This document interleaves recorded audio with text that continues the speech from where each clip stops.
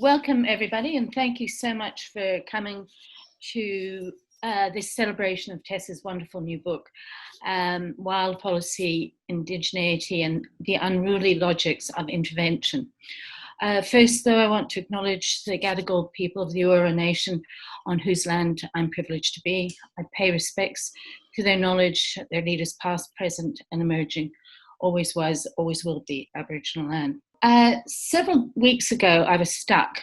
The question of how to conduct a research project heavily dependent on fieldwork when the field was closed kept me going around and round. I emailed Tess, "Help, I need your book right now." And she replied pretty quickly with her corrected proofs. I've said that it's an enthralling read, an adjective not normally associated with academic writing. I read it cover to cover, or on the pieces of paper, in 2 days, taking copious notes. There are a number of elements that make it enthralling. Tess structures the book in quite a unique way, with 5 interludes between each chapter. In these interludes, she talks with and learns from John Singer, an Anargu leader of the Ampa Health Centre, which is one of the oldest and the biggest in the APY lands. As Tess writes, "When I first stammered out my rough proposal based vaguely on what I did not want to do, having no precise outline, he took a punt. Every year since, I've learned something new. Most of all, I've learned about perseverance and courage, where there could be so easily defeat or rage." What makes this book so special is that Tess gives us that gift of learning. She draws on years of close ethnographic encounters and deep dives into archives. And her writing brings home all those lessons. As she says of the military extractive economy that is Australia, "I eat the mine all the time. I consume little that has not been derived through long, complicated networks of extraction and logistics." Now, I could go on, but we have a wonderful panel of who will shed more light on Tess's great achievement. However, before I introduce them, I wanted to ask Tess a question as a provocation. Tess, you say at some point this was the book that refused to be written. What happened? Because written it did get done. Thanks so much, Elspeth. And I'd also like to pay my respects to the traditional owners of this land, the Gadigal, the Larrakia, the land where I come from, and also the Anangu Pitandara, whose, yes, voices really provide a spine as showing the continuity editing that Indigenous leaders do in amongst all this kind of nonsense that government interventions of assorted kinds and services throw at them every single day, day in, day out, every single year, year in, year out. This book was hard to write because I wanted it to feel as if, for the swimmers in the room, the feeling that you have when you're fit for swimming should be swimming downhill. I wanted the effect of reading it to be reading downhill. But I was dealing with subject matter, which is hard to narrate. It's hard to narrate because I'm talking about reports or bits of policy or things that are underground or things not being built or details that actually snag and matter and details that nonetheless are mundane and are not exciting. So how do you create something that is downhill to read but is nonetheless holding attention to things you ordinarily don't want to engage with? And some of these things are designed so that you don't want to engage with them, like you know, an 18,000 page town camp report has been deliberately written so that people don't engage with it, an overabundance of detail so that you get smothered. So I was grappling with all of those things and didn't really know how to do it. So it was a long time at the drawing board. Well, I do remember also it was a heavy-duty summer a couple of summers ago when you were just writing. Now, I'm going to introduce all of our panelists together, I think. First, we have Professor Heidi Norman. Heidi is a leading Australian researcher in the field of Aboriginal political history. Her research sits in the field of history and draws on cognate disciplines of anthropology, political economy, cultural studies, and political theory. She's garnered many awards for her groundbreaking research. She's from the Gomeroi Nation in northwestern New South Wales, and we found out that she is an ocean swimmer as well. After Heidi, we have David Ritter, who is the CEO of Greenpeace Australia Pacific, where he's worked since 2012. He's also worked as a lawyer with a particular focus on native title and is the author of several books. Thank you. Professor Jakelin Troy is a leading linguist and author of the outstanding book, The Sydney Language. She currently has 2 ARC discovery projects, one on the history of Aboriginal missions and reserves in Eastern Australia and the history of Aboriginal people who were not institutionalised. The other is the practice of corrobory by Aboriginal people in the so-called assimilation period of the mid-20th century. She has done great work on developing and extending Indigenous research methodologies. Her country is the Narraju of the Snowy Mountains, and as well as being a keen horsewoman, she managed to squeeze in a little bit of time as the director of Sydney's Aboriginal Torres Strait Islander research, which is like 200% of a job. And finally, we have Ghassan Hage. Ghassan is Professor of Anthropology and Social Theory at the University of Melbourne, where he was previously the Future Generation Professor, which I always loved that title, but did they take it away from you? Ghassan is globally renowned as a major resource for understanding racism and an articulate irritant across many genres to dominant forms of thinking and speaking that avoid the quotidian experiences of those lives that are deformed and shaped by racism. And he too is a keen ocean swimmer.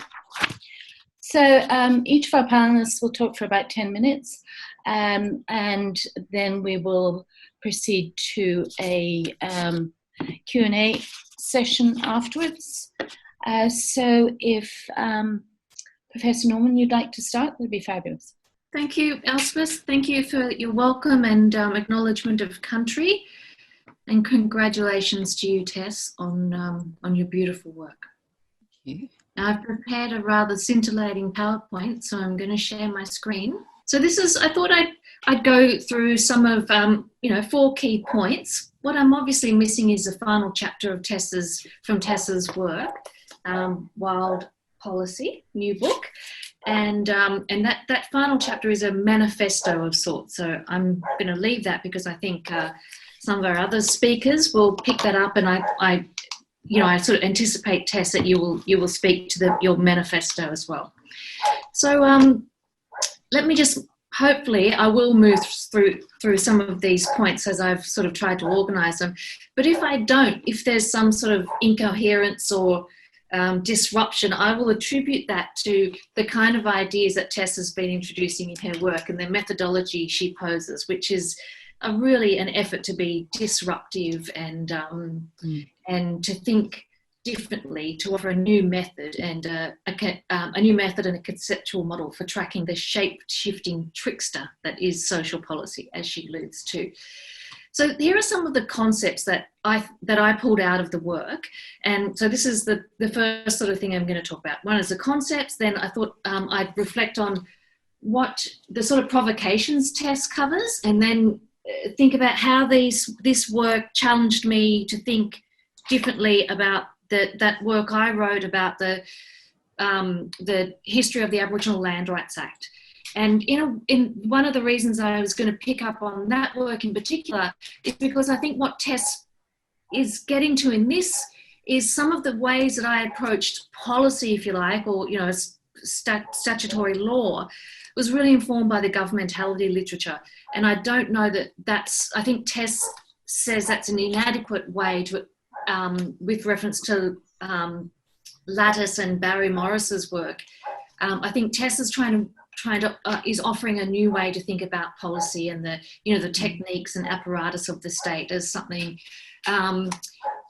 different. And so here are some of the ideas that the concepts, if you like, that she offers us to think about policy. So as I said, Wild Policy, it's the title of the book. And what I take from Tess's work is that what Tess says is that wild policy stakes a claim for a new method and conceptual model for tracking the shape-shifting trickster that is social policy. So Tess is saying that you know, social policy isn't a technical, an observable, like a grippable kind of force. It's something that moves and changes, and it's in response to a host of forces. Second term, I don't think my list is exhaustive, but these are some of the kind of key ideas that I picked up. So it's the idea of political ecology to describe social policy. And she says that this is a figurative framing of policy artifacts and policy ambience. So policy artifacts, you know, all those technical reports, the legislation, the reviews, they're, as I understand it from Tess's work, they're what we might think of as policy artifacts. They're the sort of things that if you don't have a kind of nerdy application, they will just bore you absolutely stupid. But these are, in fact, these are the artifacts that make up the policy ecology. And she says of ecology that it's a useful term because it has cross-disciplinary application. Say in sciences, it's an organism and their environment. In the political sciences, it's a relation between people and institutions, and this is a bit of a bold claim, but for anthropologists, it's a relation between all of these, and that is the purpose of ethnography. And I'll just stop for a moment and pick up on this. And it's slightly unrelated, but to the side there, it's a picture. That's a pic. I'm in the shadow there. My legs aren't that big, in fact. But it's a picture of when Gillian Cowlishaw and I travelled a couple of years up to the southern end of Arnhem Land to a place, Mount Katz, outstation from Bullman. And I mentioned Gillian because Gillian was Tess's supervisor and at a later time mine as well. So Gillian's intellectual legacy is imprinted on both of us, I think. And certainly that includes an abiding affection for ethnography to explain the world around us as a methodology, as a lens. And that's really what comes up here, is that policy is not a technical apparatus of the state. It's something, that is best understood and best unpacked and interrogated through this kind of detailed ethnography. And in the ethnography, what Tess elaborates is that it's a field work and communication. So it's more than just taking field sites or just taking policy and unpacking it in a chronological way, which is probably what I have done in the past, but rather thinking about these field sites and modes of communication in ways that weave them all together. That is a weaving process. I think that's the sort of approach that Tess has taken. And that in part allows a story of policy as feral, of policy actors as, that within the policy cycle, that there are actors at different points. And one of those actors, if I've got this right, Tess refers to as killjoys. And I think the killjoys are the people who present obstacles, who point out that, houses built of those sort of materials, as they have done in the past at places like Groote Eylandt, will decay, rot, collapse within years. And yet, as Tess elaborates in the book, will be, is unfortunately proceeded with because of a political cycle, media intensity, a desire on the part of bureaucrats and politicians to get things done. And so we have this kind of failing outcomes on the ground, and the killjoys, perhaps they might be like sort of local level whistleblowers who are actually get deliberately elided from the conversations in order to allow this kind of quite crazy implementation of policy to take place. So these killjoys, they point out the failings of an idea, and they give voice to the hauntology. So hauntology is an important concept that Tess offers us as a conceptual way to think about policy and to interrogate policy. So hauntology in the work is defined as the deeply saturated effects of past policies, enduring and shaping conditions in the present, soaking into ambient surroundings and carried physically. So she also, some other couple of points I think that are conceptual, that are really useful, and I think I'll read this work again and think about how these ideas how these concepts might be taken up more actively. So there's a policy biography. Again, I think it's rather than taking the policy process as a technical kind of technical linear sort of activity, but rather thinking about it as something that isn't, has an ecology and it has a story that there is a story within that. And then Tess also refers to incoherence of policy. And then within, I should have put this up here actually, within that, the characters, the people who populate the sort of at various stages of policy. I've mentioned the killjoys, and another sort of tier at a more local grounded level is the policy brokers or policy translators, is what Tess introduces us to. And I think these are really powerful concepts that if we take these up seriously, could provide us with new ways to understand policy rather than being locked into this, I think, on one hand, this notion of the perpetual optimism of policy, and or the fatigue and disappointment of policy failings. I think what Tess offers us is a way to analyse and interrogate policy. She raises quite a few provocations. Just let me check. Am I going all right for time? Okay, I'm up. My time's up. Can't possibly be right. So I'll just say just a couple more points.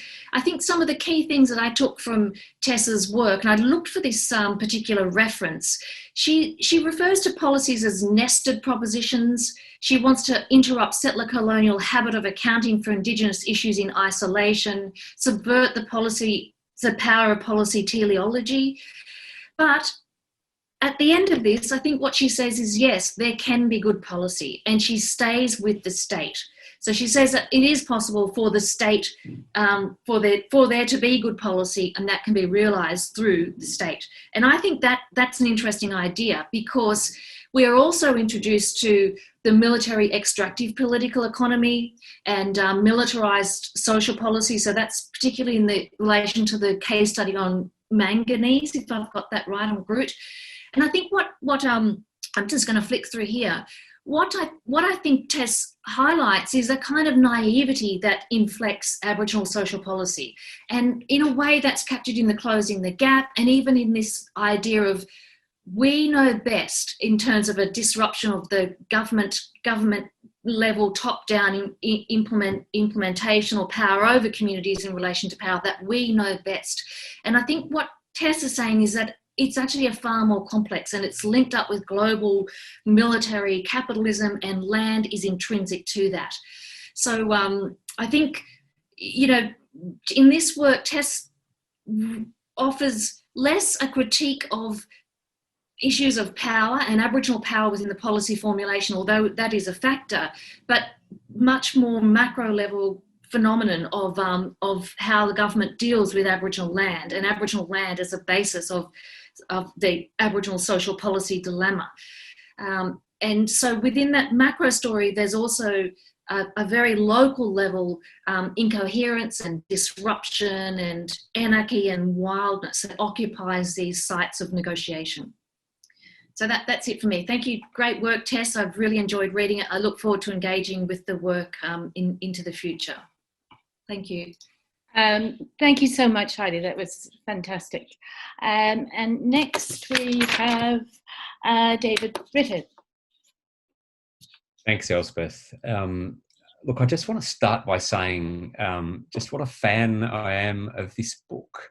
I just want to do a bit of a sort of trumpet blurt about how wonderful it is. And I don't come to this book from the academy. I'm not someone who has an academic post.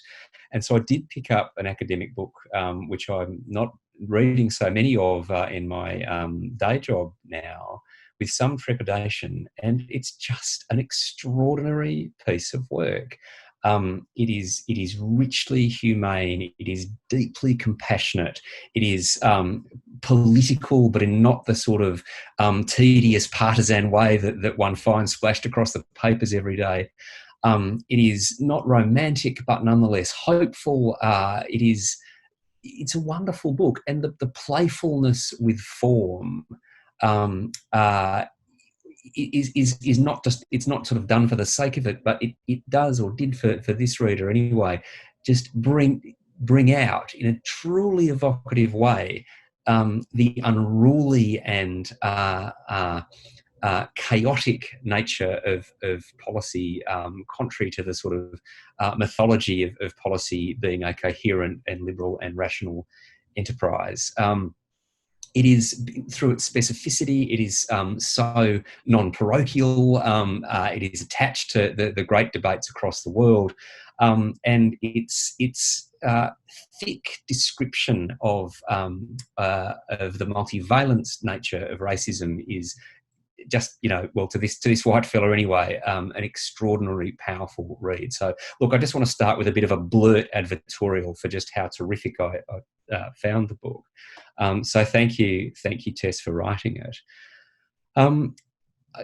I also, I suppose, found the book to be deeply nostalgic. So I was a native title lawyer until 2006. That's how I would have described myself professionally when interacting with people. And I realise now, having read this book, that what I would have aspired to be in that context, I now know to be as an institutional killjoy, which was essentially to work against the grain and to not accept the imposed categories if I understand the concept as Tess has explained it within wild policy. And the nostalgia brought to light a set of things that I really haven't thought about for some time. So just to use one example of how I think the thinking in wild policy captures that whole part of the world of what was happening there. The National Native Title Tribunal was a body that was established essentially to recognise Indigenous rights in land following the Mabo decision, but after some years of political comings and goings, the way the mandate of the tribunal was interpreted, it measured its progress, it measured its performance by the number of mining titles that it was granting. So you had a body that was set up for the recognition of Indigenous title that ended up measuring its productivity by the number of titles that were making it through that were the opposite of Indigenous title, that were the titles of the settler state. And when Indigenous groups challenged the justice of this, this was really seen as not playing ball because of the policy framework. When their lawyers took on this policy interpretation as being patently nonsensical and patently not what the Act was intended to do, the description that is provided in Tess's book for how that work by those lawyers and anthropologists and others was regarded, I think is absolutely spot on. So reading the book, I guess, made me feel a sense of deep nostalgia, and I was struck too by the incredible power of the concept of policy being able to haunt and maintaining this kind of spectral force. The way in which it is inscribed on individual bodies, the way in which policy becomes inscribed in physical environments long after the actual policy may have had its use-by date in official circles. And to give a extraordinarily visceral example of this, I'm deeply familiar with the background to the destruction of the Jakelin Gorge caves in the Pilbara not so long ago, for which I see just today the global CEO of Rio Tinto is now having to, or has agreed to, resign from his position. The sense in which that outcome is a consequence of policy formulations of some time ago is brought to life by the kind of analytical framework that is posed so persuasively, I think by Tess. The third thing I want to sort of mention, having sort of the first being the just sort of blurt about just how much I enjoyed the book, and the second being just quite how nostalgic it made me feel. And I suppose there's a haunting in that biography of things as well. Is the very subtle way in which Tess handles the question of climate change. Now, I don't begin to believe that every book and every film and every cartoon strip and every song needs to be about climate change, or perhaps even put more broadly the state of ecological crisis that we now find ourselves in. But nonetheless, it is the omni condition. It does permeate all that we do. If we cannot restrain the environmental crisis, if we cannot tackle climate change, then everything else more or less falls away, because having a safe and livable planet is the precondition to doing anything else we want to do, including to establish that Earth capable of nurturing life in all of its magnificent diversity far into the future, which I hope will be the outcome of all of this. The way in which Tess handles it is enormously subtle.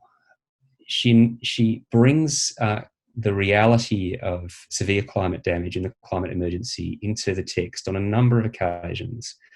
And she manages to do so in a way that both highlights the omnipresence of the climate crisis, but also reveals the extent to which it is absent in the day-to-day.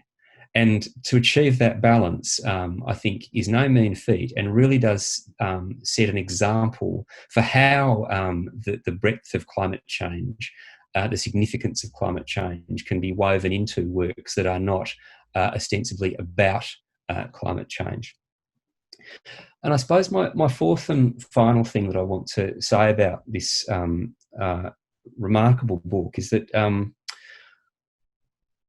so my day job is as Chief Executive Officer of Greenpeace Australia Pacific, and this, although this is not a campaign book and is not a book about how to shift an issue, it has given me pause to think very deeply about how I prosecute my work now. I suppose probably most people have at least heard of Greenpeace. The role of Greenpeace is to shift power, to enable environmental solutions. The book has given me a particular appreciation for Greenpeace's radical independence, that we never have or will accept money from any government or any business ever. So it means some of those policy entanglements that are so evocatively described in the book don't confront me now on a day-to-day basis in the way that they certainly did back in the days of working for a land council. But nonetheless, if you if you take the life and the obligations of a campaigner, we are a campaigning organisation, then you are seeking, albeit with all humility and with love as your foundation, you are seeking to shift patterns of behaviour. And the way in which Tess's book engages with the consequence of strategy playing out, the way in which it engages with the layering of things, really is a challenge to the kind of I want to call it the almost essential hubris of the political actor. That if you cannot have the boldness to have a go, essentially you can't do the work. And maybe what I'm trying to get at is that this book is a wonderful reminder to always be humble in that exercise.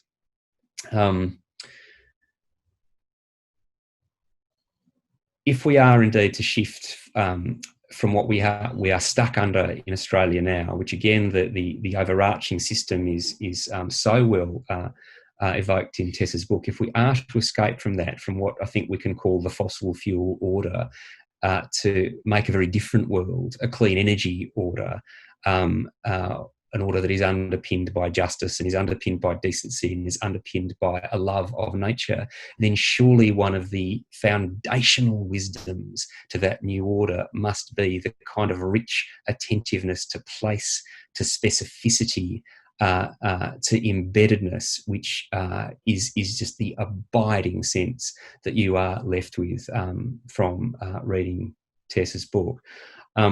And maybe the final thing I'll just say by word of appreciation, I'm not a student of anthropology, but the works of Gillian Cowlishaw were also deeply influential on this particular former recovering lawyer when I was in my former life. So I also just want to join the chorus of appreciation for Gillian Cowlishaw's work. Thanks. Thank you, David. And now Jakelin, please. I would just like to build a bit on what's already been said. First of all, to say that it's wonderful to see ethnography as a technique laid over the chaos that is so-called policy around Indigenous everything, not only in Australia, but internationally. When I picked up this book, and I'm a linguist anthropologist, so I really understand the technique and have really enjoyed reading the artifacts, descriptions of the elements that contribute to, I guess, the wild world that is policy. I really like that idea. I love that description of policy as something that is uncontrollable, in some ways goes off in its own direction. I often have thought, Heidi would remember, we were asked to comment on language policy in Australia as the New South Wales government decided that it would refresh its language policy that I had helped write, that ended up nowhere, that was supposed to feed into the national language policy, which also, if you do a search online, never really existed. So there are a lot of there's myth making around policy as well that I think may be an interesting continuation of this discussion about policy as something wild and to be studied, the ethnography of the myths around policy. But this piece right at the beginning where Tess talks about the exhaustion on page 3 in the first interlude, this exhaustion that John observes in the people that he has worked with in the APY lands and elsewhere, and how, having gone in to bat with governments about their view of what policy would be and could be for them and for their communities over many, many years, you know, the 20th century was a period of policy making for Aboriginal people that it's really hard to know actually in the end what the policies really were, except that in the end they were incredibly destructive. and this kind of exhaustion that I see also in communities now as a result of policy never being resolved as anything particularly they could get their hands on. You know, Aboriginal people have spent tens of thousands of years developing complex ways to handle policy in community. Our languages are the most complex in the world. This is because we have very micro ways of talking about absolutely everything, including the colour of the dot you paint around your face if you're painting up for a cockatoo dreaming dance. You know, these are people who know how to be specific and what are looking for specifics, but end up having all that specificity taken away from them by people who are like, you know, bulls in china shops, really, who think that they're being very specific.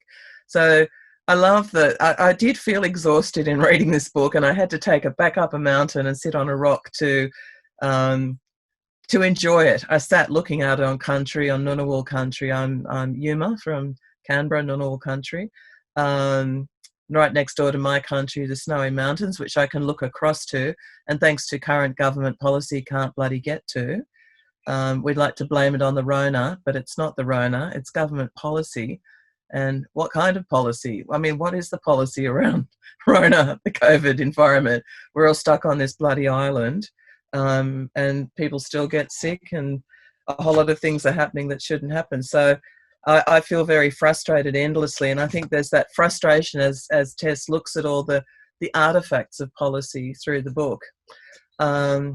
So I then was looking at the way, you know, this comment continuing on in that first interlude on page 8, reversing the usual descriptions of how Aboriginal people are thwarted by policy rationalities and enumerative impulse. It is the irrationality and anarchic nature of policy that makes John wary of wasting his time with pursuits that don't yield an evidenced outcome.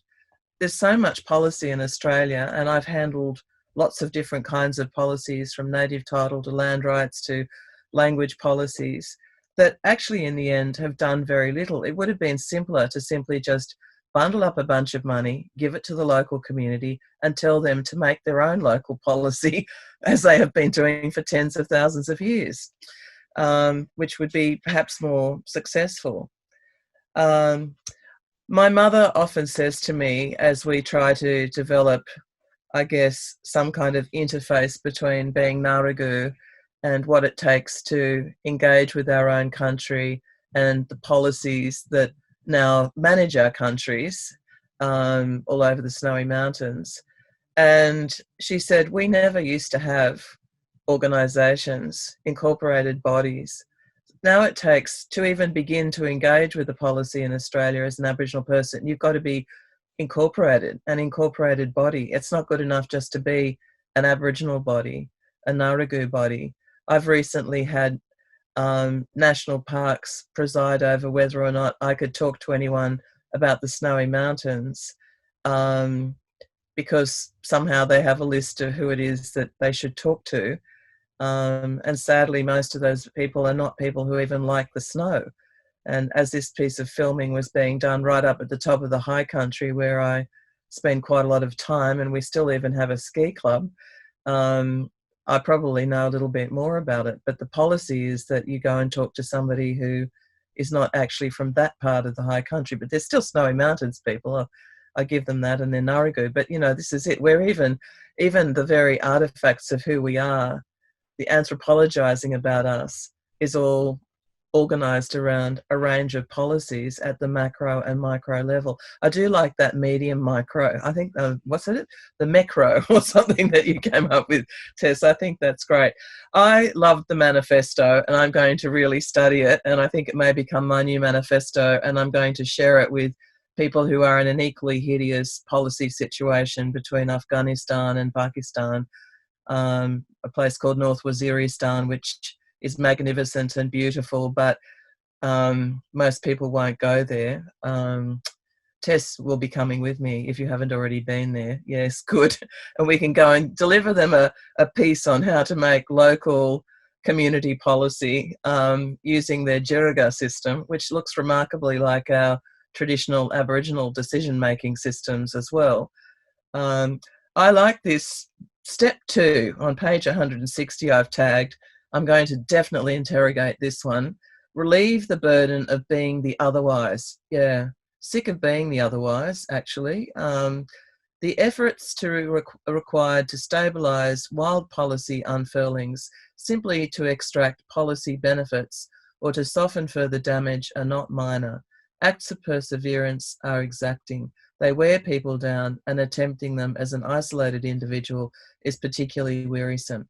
So I'm going to take this manifesto and with a whole bunch of international Indigenous people, see if we can work it up into some kind of international response, as I'm about to do an evaluation of the International Year of Indigenous Languages, another policy, non-policy year with no money to back it either. And I think this is a really good methodology for unpacking a whole lot of what I would call non-policy. So thank you, Tess. Thank you, Jackie. Sorry, And I I'm went a bit longer than so I here for you. Just got to yell, sorry. Thank you. Thank you so much, Jackie. And finally, but not last, or whatever, Ghassan, please. Yes, I was saying that I'd like to acknowledge the traditional owners of the land, particularly in relation to the Black Lives Matters seminar I was doing yesterday. I also want to acknowledge specifically all the people who have died in custody, the Indigenous people who have died in custody, and I like always to think of them when I'm thinking about Indigenous matters. But this book is, I'll join the chorus by saying that it is an unbelievable achievement. I will use a lot of superlatives, and I'm not inclined to use them just for the sake of it. It is a book that deserves them. It's a book that engages in incredible ethnography. I'll come to say why it is an incredible ethnography. But at the same time, you know, you have to say that a lot of people can do incredible ethnography. But the question of writing the ethnography after you've done an incredible ethnography doesn't necessarily come out as great as the ethnography. So what's amazing about this this book is that it is an amazing piece of writing that brings out the complexity of what Tess has been doing. It's a generous book that recognizes so many colleagues that Tess has worked with. Quite a few have mentioned Jakelin, but of course there's Beth, Probyn, sort of like very present. It's a very theoretical book that brings out a lot of theories from Sarah Ahmed's Killjoy to Stenger's Mezzo to but also there's these theoretical concepts are used in an exceptionally creative way, not just kind of like to drop a theory. They actually open up a perspective, and Tess introduces them very pedagogically, and it helps you see new things with the concepts that she uses. So along all these lines, I really enjoyed so much reading this book. I want to dwell on a couple of things that I found particularly innovative, and that I think any reader will really sort of like benefit from an encounter with what Tess is trying to do here. First of all, there is a question of thinking policy as culture. You know, I mean, like Tess probably didn't use culture, but she used milieu, ambiance. she talks about the fact that this policy is diffused in reality. People have various relations to it as it is diffused. It shapes, it creates, but also Tess talks about it as a particular form of inheritance. So we inherit. So reality itself inherits various policies.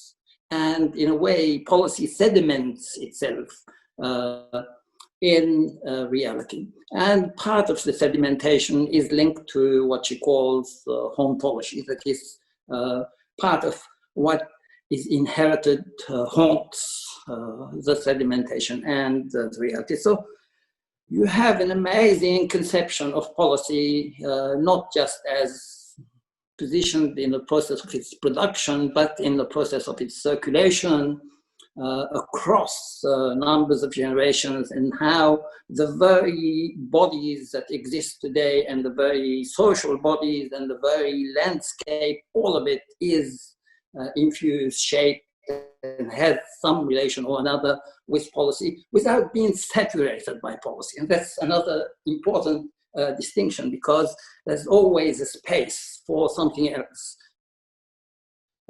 which makes for the richness of the ethnography. But I don't think that itself is a remarkable achievement, I like to say.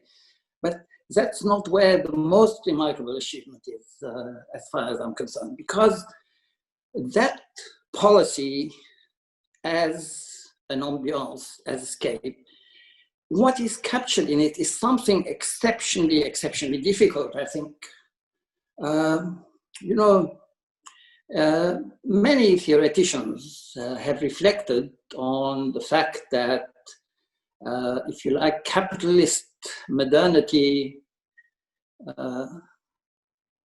was still Hegelian in the sense that it believed that contradictions could be resolved and could be transcendent.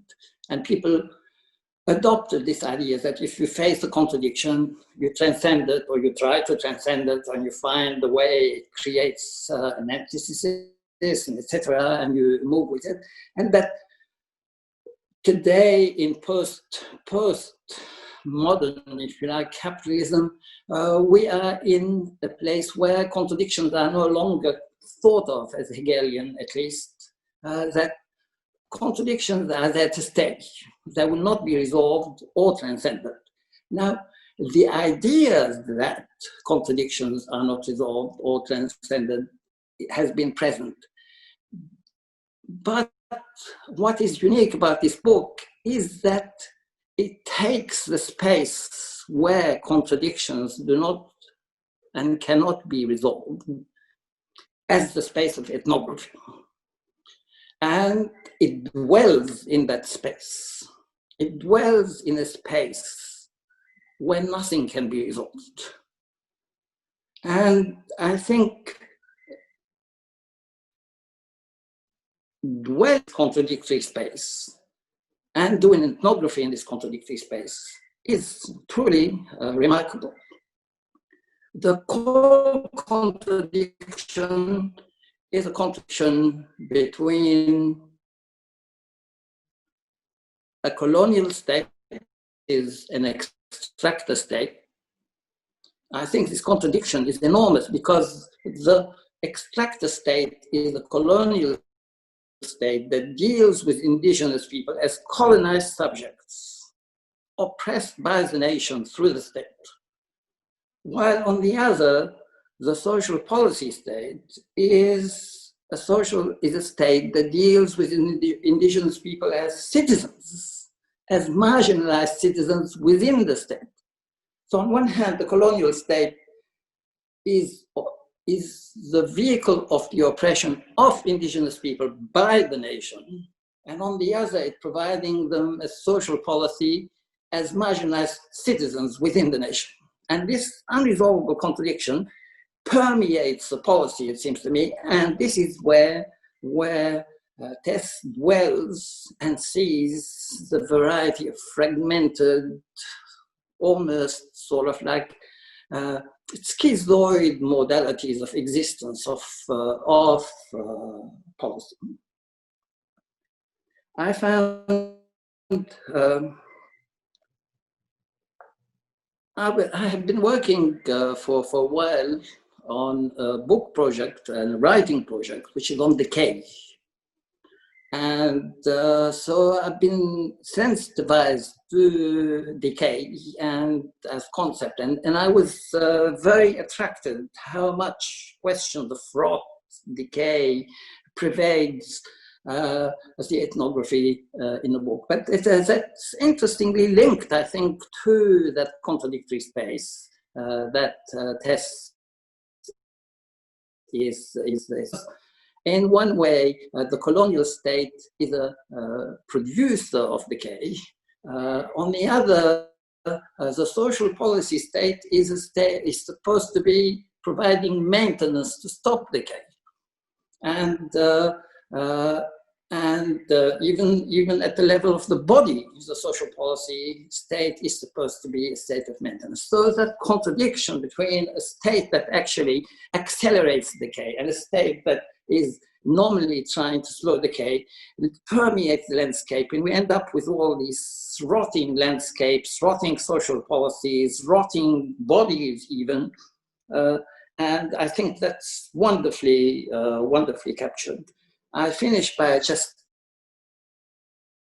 adding one last thing, which I think is particularly, I enjoyed particularly at the end of the book. I mean, the book is amazing because it takes you from sort of like housing policy being implemented and very down to earth to the totally sort of like and genuinely kind of like mind-blowing Karrabing filmmaking to very, very, very down-to-earth manifesto about what should be really sort of like expected of policy. So I said it's kind of like at the many levels at which the book operates is incredible in this sense. But what I found amazing, and also Tess doesn't use the word, but she actually brings into the literature on settler colonialism the question of imperialism. She didn't use the term imperialism, she used militarization. But in fact, what she is describing is what we used to call imperialism. That is, and it brought home to me how much the studying of settler colonialism locks you in a nationalist framework or national framework. That is, you think of the settler colonialism as just something happening within the nation, while in fact, Tess invites us to think of it as a geopolitical formation that is part of an imperialist project supported by militarized apparatus. And this, I think, is yet another incredibly open aspect. That's it. Thank you. Thank you, Ghassan, and thank you all of our panelists. Firstly, thank you to every single one of you for these very generous readings and for forgiving me for that oscillation between the micro details and the things that I am also enchanted by, you know, really humble things like the beauty of somebody who cares so much for gravel or, you know, all these people out there who are doing repair work, who are intervening and who are sort of becoming, in many ways, the sacrificial objects of this rapacious policy regime, which doesn't need to be done well or done right. And Libby Porter, I think she's on this stream, but she started with a reading group, and she said she came across my sentence where I said pretty much, you know what, the reason why Indigenous social policy doesn't need to be done right is there is no greater dependency on getting it right. And she says she pushed the desk away, pushed her chair away from the desk and said, well, fuck. Because it was like a carpet fall from underneath the feet of what we're all kind of trying to do, improve the world. And while I don't want to leave people with a sense of despair, and I'm so grateful for everybody picking up that, actually, no, I do find in all of this, because it's so distributed, it can be otherwise. Like it's so networked, it's so omnipresent that, of course, that means it's open to being manipulated in different directions. So it just stands to physical reason. But I do think that we also need to understand the formidable size of this thing that Indigenous people have been up against. Like, not to minimise that and not to be romantic about their resilience. So I tried to control a lot of rage in this book whilst I was grappling with everything on behalf of what I think I now understand better. So I really appreciate that you've picked up on, all of you have picked up on different parts of that. I'm really grateful for it. And yes, I want to think with Ghassan as well into thinking about rot, decay and maintenance as being these tensions. I think that's right. I think there's a kind of a living with my other way of framing it, which I've been working on with Liam Greeley and Kirsty Howie, is to think about what it is to live with broken things, and what that takes to constantly be living with broken things. And infrastructure is a really good mechanism to make you come to grips with the fact that entropy is the second law of thermodynamics for a reason. Like, things trend towards decay and disorder. That's the natural state of things, is to not be in a neat arsenal, but to be otherwise. And finally, Ghassan, thank you too for reminding me that imperialism is a different way of thinking about militarization. The reason why I didn't use that term is precisely because the natural date stamping of those terms. The imperial also lends itself to a past tense almost immediately it's heard.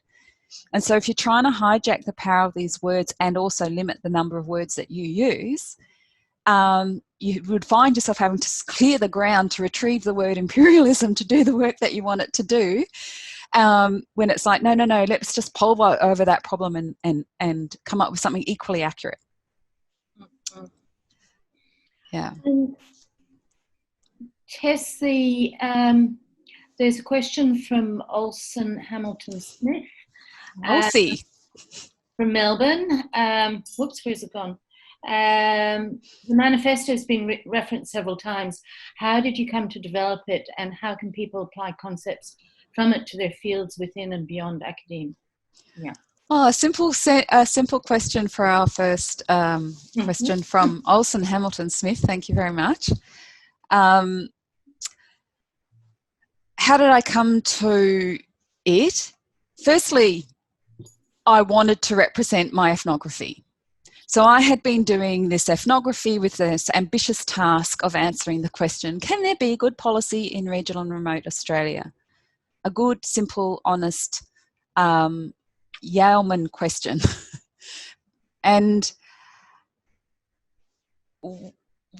what I also tried to do was do the Anthropologist from Mars task, watch myself searching and prodding that question and trying to come up with the answer and understand what it was that I was looking at, and to refuse the techniques that are already given to you if you approach policy, which is to describe policy, to put it simply, with a beginning, a middle and an end, and to say in what ways it was done well, and here's our recommendations for improvement, which naturally gives it a nice little piece of closure. So I just wanted to do my ethnography, but I kept finding when I represented the work, when I would stand at a lectern and start talking, that the first half or 3/4 of any time I had available to me, I would have to clear the grounds for what I wasn't doing. You know, here's what I mean by policy, and here's what I mean when we're doing anthropology of policy. I'm not doing evaluation, and so blah, blah. Like, and then I realised that if I wanted to get past the roadblocks, I needed to confront the roadblocks and just say, here's another way of looking at it, and now can we get to my ethnography? So that's also what stalled me, because I didn't know what the other way was. I didn't have terms, and I realised I needed to introduce some terms. So I came up with a framework, ways of understanding policy as black letter, things with proper nouns, I called artifactual policy. And it can look like something like that, usually in black and white, more like that. And that artifactual thinking reduces you to thinking about policy as having a limited range and a limited time, where it's actually active and working in the world. So I said, no, it's also active and working in the world when we no longer see it. In that it operates more like water. Water is active and operating in our world, even in the air that I am breathing right now, but it isn't consolidated to become a solid or a liquid. So we forget that we are surrounded by water. So it's natural that we forget that we're saturated by policies past and present and future at all times, shaping our conditions. The fact that I'm on stolen land and that this building has been constructed to certain codes, and in this particular architectural style, and a whole lot of things besides, are all me living in and surrounded by, imbued with, fed by policies. So I wanted to explain that. So it just kept building on itself. Answer that question. Thanks, Tess. Ruth Barkin has a question for you. Did you set out to think of policy as unruly in a deconstructive principle to help us unthink it as rational and order, or was that an empirical realization that it is unruly based on the years of your fieldwork? The latter. I think that I have also I have also operated as somebody who has manipulated policy in its most high artifactual forms, and I'm not dismissing black letter policy and the powers that it can have. Really proud of the Northern Territory's tobacco policy, which bans all smoking in public places in the Act and not in the regulations. David Ritter, you'll understand what I just said. You know, unlike every other state legislation, which creates all the exceptions to smoking in the Act. What a pain in the ass to changing any of it. Anyway, so there are ways that you can approach policy really normatively and with a sense of technical prescription and do things in the world. So I'm not saying that that isn't the space to act, but I am also saying if you think that it's in the singular and that everything can be done right by just that one lever, you've already kind of given up the proper game. So it did come to me through fieldwork and ethnography and many, many, many years of inquiry. Mm-hmm. Thank you both. Leslie Head from Melbourne. I guess you're in Melbourne, Leslie, still. Congrats, Tess. Interested to hear more about the writing process. How did you get from decades of swirling thoughts and experiences to a state of writing downhill? Oh, it's a very boring answer, Leslie. It was Velcroing myself to the chair and writing and rewriting, coming back to it. But to tell a more sort of joyous story, I wrote a book in the meantime called Darwin. And in that book called Darwin, which Pip McGuinness encouraged me to write, and I'll be grateful for her because she changed me. And that book changed me. It was permission to bring anthropological concepts and theoretical concepts to bear where you weren't able to use the normal academic scaffolds and the normal academic showcasing by saying, in this, I'm drawing on Donna Haraway and, you know, fancy word, fancy word, fancy word, fancy word. Look at me showing off to my colleagues. But take what Donna Haraway would want you to see and help and see it, and then help others to see it by getting us to see something through the perspective, say, of the mourning cow as her calf has just been bludgeoned so that the herd can be moved on as it's been shepherded in a droving pack. So without saying, I'm doing Donna Haraway now, you do theory through another mechanism with a show don't tell mechanism, and being forced to unlearn how we might do analytical work through narrative form. I've of course been completely inspired by my colleagues Elspeth and Stephen Yuki and others who've completely pioneered a way of narrating theory with lyricism, but the Darwin book broke my spine in a good way, and I then wanted to merge that back with some analytical heavy lifting in this book. Yeah. Tess, no one's drawn attention to the extraordinary mappings and drawings as well that you think with, and that Twitter you sent out that your mum asked you if you feel it like a hole in your heart that you didn't continue on drawing. Well, you are. So can you talk a bit about how those different genres helped different media?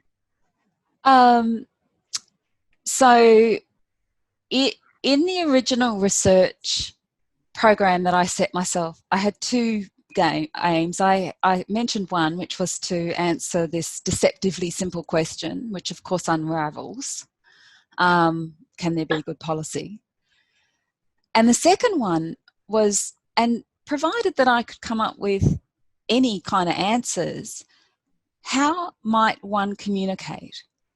Because I'd identified early on that packing good ideas into unreadable ethnographic monographs possibly wasn't the best way to talk to all of my people that I draw inspiration from. And that's the tradies, and it's the folk and community, and it's Indigenous leadership, and it's artists, and it's a whole lot of, all distributed people who are differently literate and differently time poor. So at first I had a fantasy that you could do it through just a different media altogether, which is why I did help found the Karrabing Indigenous Corporation. And yes, Jackie, you cannot be an entity recognisable in any way whatsoever unless you incorporate. So we know the state is sculpting you in right then and there. And I have a little section on that. The trickery of the 1-800 number and the tax file number and blah, blah, blah. But actually what I learned from that, really fantastic, but it's also not true to think that you can do anything in one medium. So I'm now interested in mixing it up and to try and bring that more into my work, invite it more in. I had a second idea, which I haven't given up on, which is this, that I think that a good political cartoon is, I'm saying nothing new, can do 5 pages work of analytical exegesis in the one thing.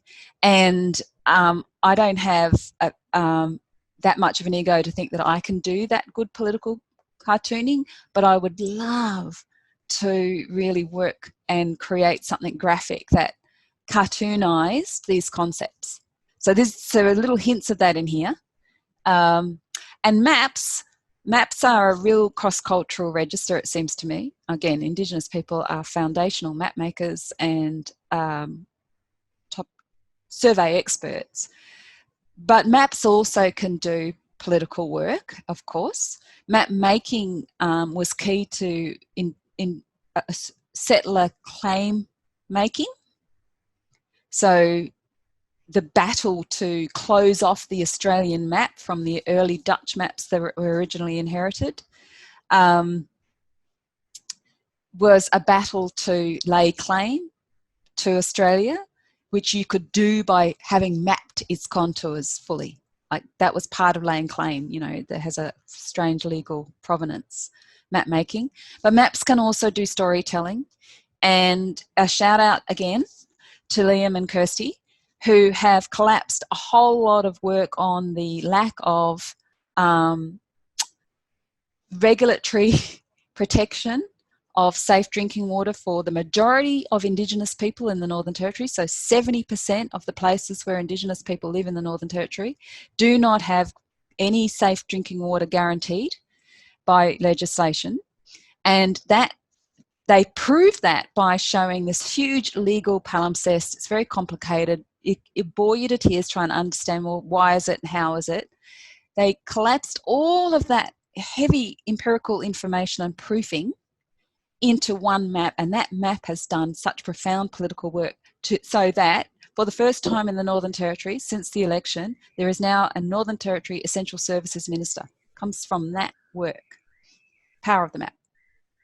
I just wanted to make recently I made the observation to a potential PhD student in architecture who was looking at a way of, I guess, doing a community study using, and I suggested using ethnographic technique. I'm a big fan of everything from auto to narrative to whatever ethnography.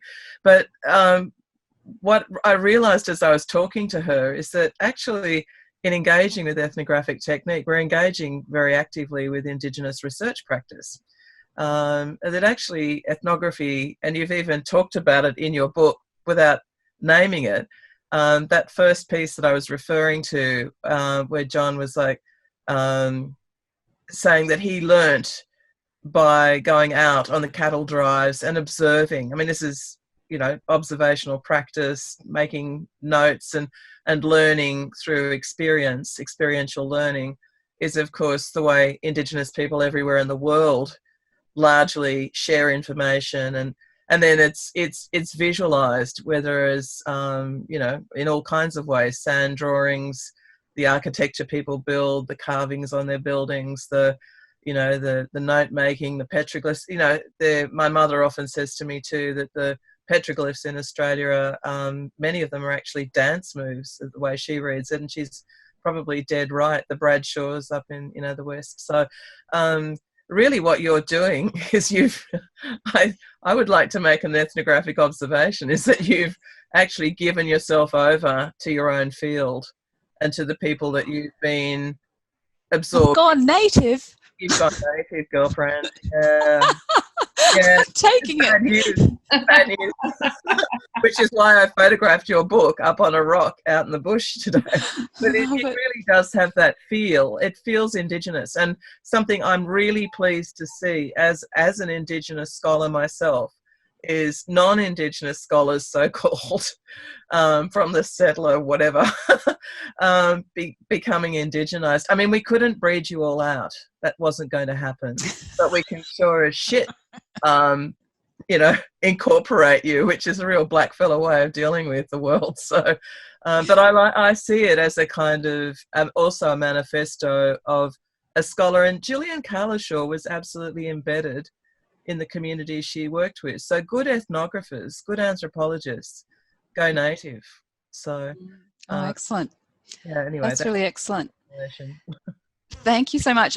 That reminds me though to also mention, I mean, we mentioned John Singer at the start. He couldn't be part of this particular event today, but he's solidly with me and we're still working together. That writing something that I wasn't ashamed to share with John was also, so I think you're right, Jackie. I think I just had this, because I was collaborating all the way through and checking in with people, and people who haven't read the book won't know, but there are some deeply sensitive parts to it. And I also had to get it checked by a defamation lawyer to make sure that I wasn't landing key people in jail for things they were telling me. So, and I held some things back. Because of all of that, which has also slowed down the book, and I suffered a couple of career penalties for that as well. But that dialogue, that dialogic process of co-creating and co-thinking, I think, whilst I don't want to overclaim it, I will say that I was deeply influenced by how to honour what different Indigenous leaders and people live through. Are there some final closing remarks from our panellists? I have one cheeky thing to say to Tess.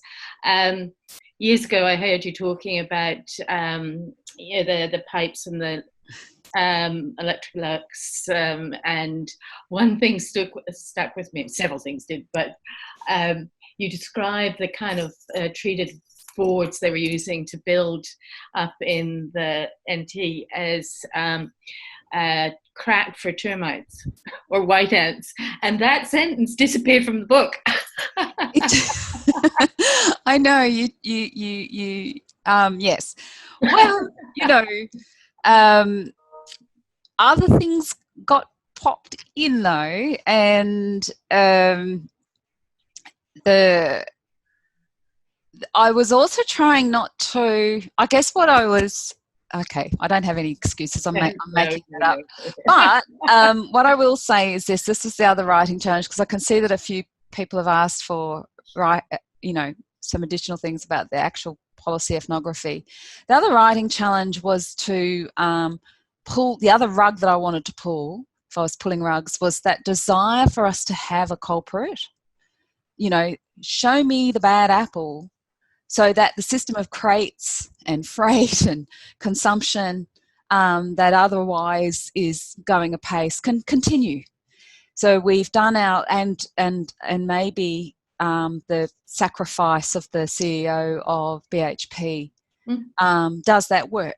So rather than doing the work of going back into the provenance, which gave them the entitlement, the prerogative to desecrate, and the weakening of the any of the protections, and the narrowing of the times in which people can actually lodge a protest, the winnowing of that window down to a few short weeks, like seconds in the scheme of things, and even that is seen as too much red tape. That's why I come back to the thing of almost like the state must be defended, to say we've got to reclaim this apparatus. We can't wish it away. We've got it. Unless you want some kind of bloody revolution to create something, I don't know what. But in the meantime, this thing that we have, it doesn't have to be as bad as it is currently. These mechanisms also always have these alternatives working and operating at them. Pay attention. Pay attention to the small print. Pay attention and do that work. As scholars, people often ask me, how can you work with Indigenous people? Do some of that labour. Do some of that reading labour and translation labour, and say the killer paragraph here that we've got to contest is this one, buried in clause number X on page number 4672. And make that stuff easier. That, bring our skills to the table. Don't try and that's the burden of the otherwise thing. Just tell us the answer, forgive us and tell us. Well, we can do some hard work. It's boring hard work. Sit in the archives, do that work, pull it together, make it simple. Lend those skills. Lend the right skills. Anyway, I'll stop. I started getting manifesto-ish myself. No, that's probably a wonderful note to again, thank you to our panelists for, absolutely engaging and interesting and provocative responses. And I'll leave Tess to do her thank yous. I just want to mention that the book, as you will see on the chat, has a 30% discount from Stanford. Jess Keane says there was one copy left in Glebe Books. But bizarrely enough, books seem to be getting through fairly quickly. So that's important. And we will, well, we have to do has everyone got a glass of water or I've got a jug. Yeah. I mean, heck, let's call Wild Policy launched. Oh, girl. Well, Elspeth gave me the invitation to thank you all. I do thank you all from the bottom of my heart, especially people would have missed at the beginning. Elspeth poked me to say, "Oh, come on, what are you doing about the launch?" And I was like all abject with all big, lockdown and COVID, etc. And all the folk in GCS will know when Elspeth decides that something's going to happen, don't stand in the way, cooperate. And because of her determination, and we have today's event, but also we have had some very generous readers who gave private time up. Thank you so much for reading my book and for speaking back to me and giving me new things to think with. I appreciate it so much. And to all of you who've tolerated this online format where you're silenced and just a bunch of heads unable to really interact, if I could see you all and if we could touch, I would love to touch. I would love to hug. I would love to air kiss. I would love to yarn over a glass of wine. I would love all of those things. So please, let's hold that out as a future possibility too. We can do that. And this has been recorded, so we can go over it. SEI will send out the link to everyone who registered. So thank you, Tess, and thank you, our wonderful panelists. Thank you, Genevieve, for organising it, as well as Ruth. And clap, clap, clap, clap.